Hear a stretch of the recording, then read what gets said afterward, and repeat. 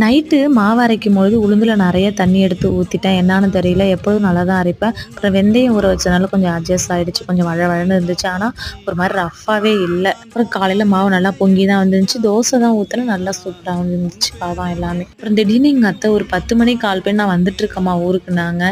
என்னங்க அத்த சொல்லவே இல்ல. நான் இல்லம்மா நைட்டே கிளம்பலான்னு பார்த்தேன். நைட் வந்து இருட்டா இருக்குன்னு சொல்லிட்டு வரல. அதான் காலையிலேயே வந்தேன். பாப்பாவ பார்க்கணும் போல இருக்குன்னு. சரி வாங்க அத்தன்னு சொல்லிட்டு அப்புறம் வெள்ள பூசணி இருந்துச்சு. வெள்ள பூசணிக்காய் போட்டு சாம்பார் வச்சுட்டு அவரைக்காய் பொரியல் தான் பண்ணுனேன். அப்புறம் ஊர்லேருந்து நெறைய திங்ஸ் எல்லாமே எடுத்துட்டு வந்தாங்க. நெய் பியூர் நெய்ங்க. சரியான மணமா இருந்துச்சு.